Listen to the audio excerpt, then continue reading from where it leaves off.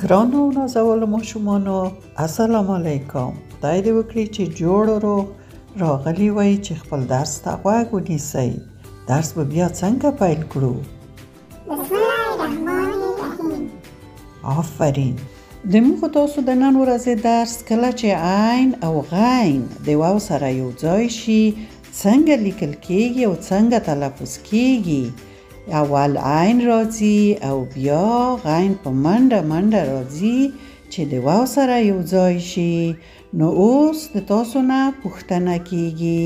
دغه ښکلې سویه د تاسو نه پوښتنه کړي عین جمع واو څه کیږي، یعنی عین د واو سره راشي. آفرین، شاباس. او کیږي.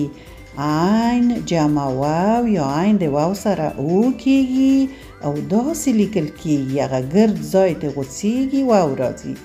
لکه او د عوارض په کلمه کې.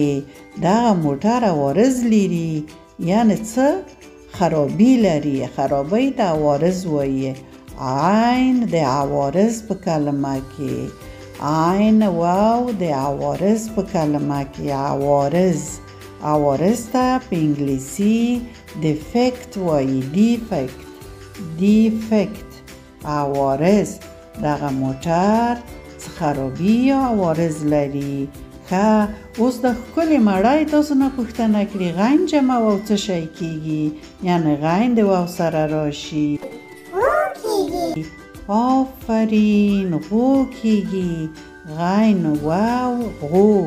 د غین هغه ګرد ځای ته غوڅیږي او واو ورسره یو ځای کیږي. دغه رقم لیکل کیږي لکه غین واو د غصه په کلمه کې. غو د غصه په کلمه کې. غین غصه. غصه څه ته وایي؟ کله چې یو کس یا څو کسان یو د بل سره په غصه کې شي، خفه شي یو د بل نه.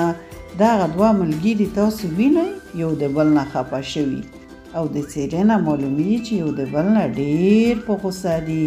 غصې ته په انګلیسي انګر وایي. انګر. نو خدای دې وکړي چې د نن ورځې درس ښه زده شوی وي. نور مو وخت پوره شو. د خدای په امان.